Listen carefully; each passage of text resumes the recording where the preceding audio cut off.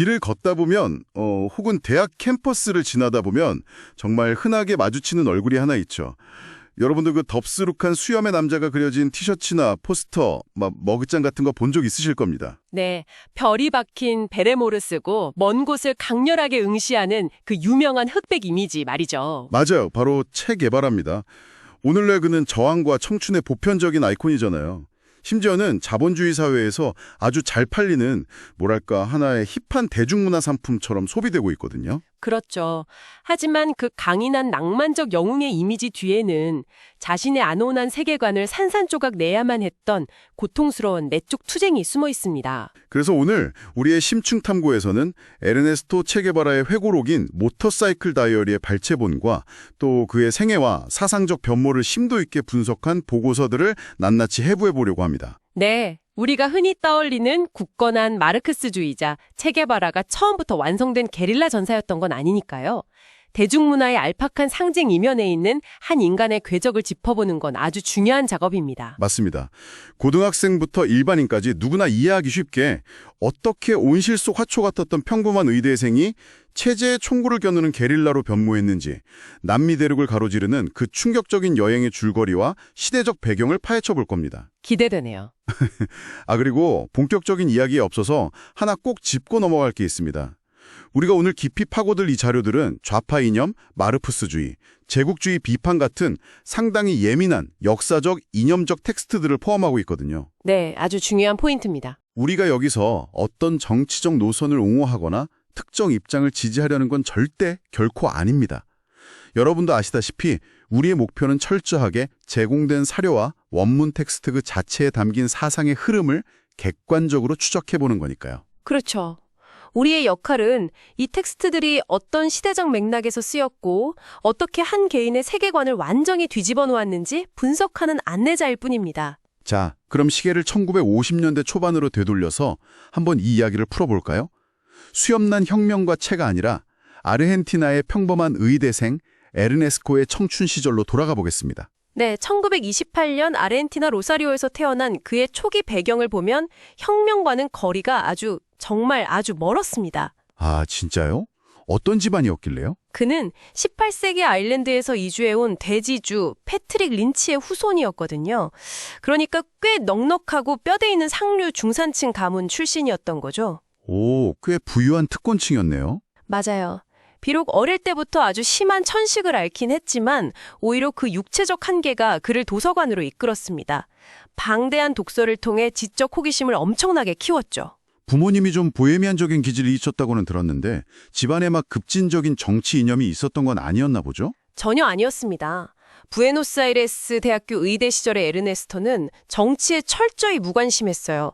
교내 좌파단체 활동은 거들떠보지도 않았고요. 그저 훌륭한 의학 연구자가 돼서 알레르기 질환을 치료하고 개인적인 성공을 거두는 걸 꿈꿨다면서요? 네, 바로 그거죠. 그런데 그에게는 한 가지 억누를 수 없는 방랑벽이 있었습니다. 그래서 1951년 말 23세 의대생 에르네스토는 한센병 병원에서 일하던 29세의 생화학자 친구 알베르토 그라나도와 함께 무작정 여행을 떠나기로 결심합니다. 남미 배륙 횡단 여행이요. 엘리트 코스를 밟던 20대 의대생이 갑자기 고물 오토바이를 타고 무전여행을 떠난다니 약간 마치 요즘 대학생들이 스펙 쌓기를 멈추고 갑자기 남미로 배낭여행을 떠나는 거랑 비슷하네요. 아주 적절한 비유입니다. 훗날 체제가 가장 두려워하는 인물이 될 사람이 이 순간만큼은 가장 순진하고 철없는 일탈을 즐기고 있었다는 게 엄청난 아이러니죠. 이동수단도 되게 웃기지 않나요? 포데로사 2세, 그러니까 위대한 자라는 거창한 이름이 붙은 1939년형 노턴 500cc 고물 오토바이였잖아요. 맞아요. 여행의 목적도 단 하나. 베네수엘라에 가서 알베르토의 30세 생일을 축하하겠다는 아주 낭만적인 것이었죠. 초기 일기 어조를 보면 막 정치적 대의 명분 같은 건 찾아볼 수도 없고요. 네, 세상 물정 모르는 특권층 청년의 유쾌한 성장소설 도입부처럼 한없이 가볍고 밝은 톤입니다.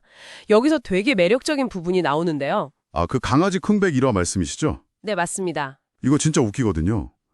에르네스토가 여자친구한테 주려고 데려가던 털복숭이 강아지인데 막 오토바이에서 짐이랑 같이 굴러떨어지기도 하고요. 게다가 고기를 구워 먹으려고 샀는데 너무 달아서 못 먹을 말고기인 걸 알고 버렸더니 정작 우유는 입에도 안 대던 그 강아지가 질긴 말고기를 개눈 감추듯 먹어치웠던 에피소드요. 진짜 여행 초기에 장난기 넘치고 낭만적인 분위기를 그대로 보여주는 것 같아요. 그렇죠. 하지만 그 유쾌한 배낭 여행이 계속 유지되려면 그들을 안전하게 보호해줄 문명의 이기가 필요했죠. 바로 그들의 오토바이, 포데로사 말입니다. 아, 바퀴가 구르고 지리적 공간이 이동하면서 이 가벼웠던 공기가 서서히 무거워지기 시작하는군요. 네, 끊어진 프레임을 철사로 대충 묶어가며 버티던 포데로사가 결국 칠레에서 완전히 수명을 다하고 박살 나버리거든요. 오토바이가 멈추자 그들을 감싸고 있던 특권층이라는 보호막도 함께 깨져버린 거네요. 이동수단에 잃은 두 청년은 걷거나 히치하이킹을 하거나 트럭 짐칸에 실려 이동하게 되잖아요. 맞습니다. 두 발로 땅을 디뎌야만 했을 때 비로소 진정한 남미의 맨얼굴, 하층 민중들의 척박한 삶 깊숙한 곳으로 걸어 들어가게 된 거죠. 여행의 어조가 밝은 녹색에서 점점 어두운 색으로 변해갑니다. 그 현실을 정면으로 마주한 첫 번째 결정적 사건이 바로 칠레 아타카마 사막의 추키카마타 구리광선에서의 경험이죠. 네, 당시 세계 최대 규모의 구리 광산이었지만 실질적인 소유권과 이익은 전부 미국의 거대 독점 자본이 쥐고 있던 상황이었습니다. 거기서 만난 부부 이야기가 정말 인상 깊었어요. 에르네스토는 그곳의 매서운 사막 추위 속에서 단 하나의 촛불에 의지해 서로를 부둥켜 안고 떨고 있던 가난한 노동자 부부를 만납니다. 네, 단지 공산주의라는 정치적 신념을 가졌다는 이유만으로 일자리를 잃고 쫓겨나 길바닥에 앉은 사람들이었죠. 이것을 더 큰 그림과 연결해보면 이 만남이 에르네스토의 생애 첫 마르크스주의적 자각의 순간이었습니다. 잠깐만요. 여기서 정말 흥미로워지는 부분은요. 솔직히 부유한 상류층 의대생이라면 그 얼어붙은 부부를 보고 불쌍하다, 적선이나 좀 해야지 하고 돌아섰을 수도 있잖아요. 그렇죠. 보통은 그럴 테죠. 근데 에르네스토는 왜 갑자기 거기서 자신들의 안락함에 깊은 수치심과 격렬한 분노를 느꼈을까요? 왜 이 단순한 모험이 역사적인 전환점이 된 건가요? 아주 예리한 지적입니다. 핵심은 그가 빈곤이 단순히 개인의 게으름 탓이 아니라는 걸 직관적으로 깨달았다는 거예요. 아, 개인의 문제가 아니다? 네, 그 착취 구조를 보면서 가난이 거대한 자본주의 체제와 외세의 제국주의적 지배에 의해 체계적으로 만들어진 구조적 폭력의 결과임을 뼈저리게 목도한 겁니다. 그의 남다른 공감 능력이 비판적 인식으로 진화한 거죠. 단순한 감정적 연민을 넘어서 문제의 원인을 보게 된 거군요. 그 비판적 인식은 페루로 넘어가면서 더욱 구체화되잖아요. 맞습니다. 무대가 페루로 이동하는데요. 과거 찬란했던 고대 잉카 제국의 유적지인 마추픽추에서 그는 경이로운 건축 기술에 감탄합니다. 근데 산에서 내려와서 현재 리마의 빈민가를 보았을 때는 완전히 충격을 받죠. 넉마를 걸치고 비참하게 살아가는 원주민들, 즉 인디오들의 현실을 보며 깊은 절망에 빠지잖아요. 과거의 위대함과 현재의 비참함이 극명하게 대비되는 지점입니다. 여기서 에르네스토는 글로벌 관광산업에 내재된 제국주의적 위선의 작동 방식을 정확히 꿰뚫어 봅니다. 진짜 그 대목이 소름 돋아요. 서양 관광객들은 1등석 기차에 편안하게 앉아 창밖을 보며 고대 유적에는 열광하고 카메라 셔터를 누르잖아요. 그렇죠. 죽은 잉카 문명에는 환호하죠. 하지만 바로 그 창밖에서 굶주리고 고통받는 살아있는 현재의 인디오들은 마치 한낱 풍경처럼 소비하고 철저히 무시한단 말이에요. 이 제국주의적 대중문화의 모순을 지적한 건 정말 날카롭습니다. 네, 그리고 이 긴 대륙 횡단 여행의 가장 극적인 하이라이트는 아마존 정글 깊은 곳에 있는 산파블로 나완자촌에서의 3주간의 봉사활동에서 터져나옵니다. 이 나완자촌은 단순한 병원이 아니라 그 공간 구조 자체가 라틴 아메리카의 불평등을 보여주는 거대한 비유였잖아요. 맞아요. 아마존강을 경계로 북쪽은 의사와 의료진이 머무는 안락하고 깨끗한 구역이었고 남쪽은 질병과 가난으로 철저히 격리된 한센병 환자들의 구역이었습니다. 그런데 여기서 에르네스토가 규율을 어기고 수녀 원장이 무조건 끼라고 했던 고무장갑을 단호히 벗어던지죠. 맨손으로 환자들과 접촉하고 인사하며 밥을 먹습니다. 이는 아주 중요한 질문을 제기합니다. 왜 장갑을 벗었을까요? 단순히 전염성에 대한 의학적 지식이 있어서가 아니었습니다. 그럼 뭐였죠? 사회가 환자들에게 씌운 억압적인 계급의 경계를 육체적 실천을 통해 부셔버리겠다는 의지였습니다. 그들을 위험한 병균이 아니라 존엄한 인간으로 대우하는 순간이었죠. 와, 그리고 이 평등에 대한 의지는 그의 24번째 생일날 밤에 엄청나게 극적인 순간으로 폭발하잖아요. 네, 자신의 생일 파티가 북쪽 구역에서 열리고 있었는데 갑자기 남쪽 구역의 환자들과 함께하겠다며 칠흑 같은 어둠을 뚫고 무려 4km에 달하는 아마존강을 직접 헤엄쳐서 건너갑니다. 언제 악어가 튀어나올지도 모르는 그 강을요. 이건 도대체 어떤 심리였을까요? 그것은 단순한 젊은 날의 만용이 아니었습니다. 지배와 피지배, 정상과 비정상으로 나뉜 사회적 경계를 육체적으로 돌파하는 강렬한 상징적 의식, 즉 통과의례였다고 볼 수 있죠. 그 거센 강물을 건너므로써 소외된 자들과 온전히 하나가 되겠다는 결연한 의지였군요. 게다가 그날 생일 연설에서 그가 범라틴 아메리카주의, 즉 국경을 초월한 연대를 주창했다는 것도 혁명적 시각의 태동을 보여주는 아주 중요한 대목입니다. 드디어 카라카스에서 여행을 마치고 아르헨티나로 돌아오면서 이 기나긴 여행은 끝이 납니다. 일기의 마지막 선언이 진짜 압권이죠. 이 수기를 선 사람은 아르헨티나 땅에 닿는 순간 죽어버렸다. 나는 더 이상 예전의 내가 아니다. 와, 안락한 삶을 꿈꾸던 부르주아 의대생 에르네스토의 정신적 죽음이자 혁명가의 탄생을 선언하는 거네요. 맞습니다. 하지만 내면의 전복이 일어났다고 해서 바로 총을 든 건 아닙니다. 평화적 개혁의 좌절을 겪어야 했죠. 아, 1954년 과테말라에서의 처절한 경험 말씀하시는 거군요. 의대를 졸업하고 다시 배낭을 메고 과테말라로 갔죠.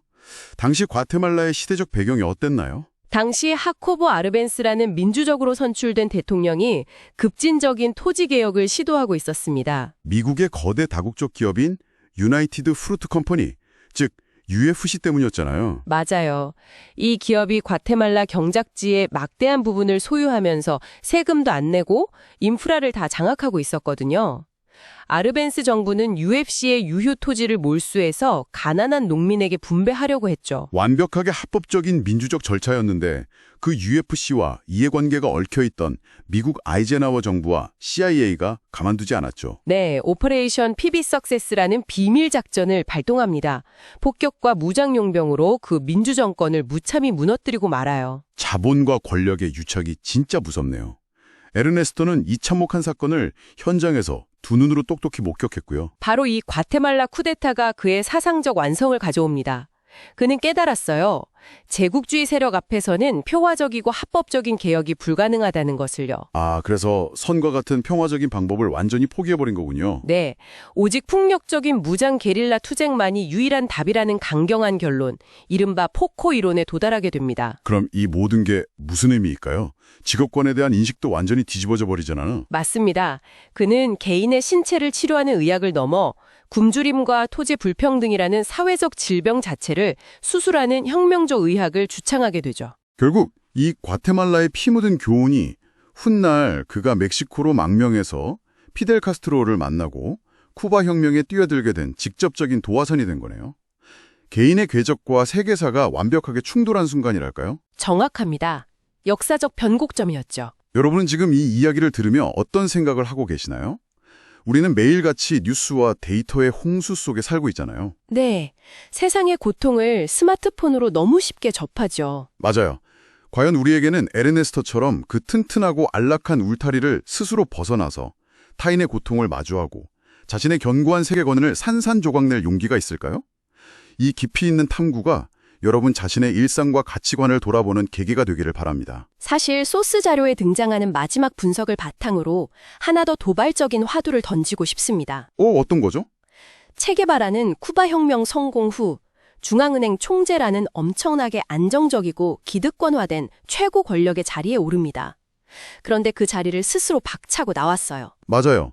평생 편하게 살 수 있었는데 세계혁명을 위해 아프리카 콩고와 볼리비아의 정글로 다시 걸어 들어갔죠. 네. 그리고 결국 39세의 나이에 비극적으로 처형당합니다. 권력의 단맛에 안주하지 않은 그의 순수한 이상주의와 반대로 민주적 타협을 거부했던 극단적 무자비함 사이에서 과연 그의 죽음은 숭고한 순교일까요? 아니면 현실을 외면한 맹목적 광기일까요? 와, 진짜 묵직하고 예리한 질문이네요. 쉽게 결론 내릴 수 없는 인간의 복잡한 진면목 같습니다. 이 날카로운 질문에 대한 답은 청취자 여러분의 몫으로 남겨두겠습니다. 네, 스스로 고민해 볼 만한 충분한 가치가 있는 질문이죠. 탐구에서 또 다른 놀라운 이야기로 다시 만나겠습니다. 여러분, 함께해 주셔서 감사합니다. 안녕히 계세요.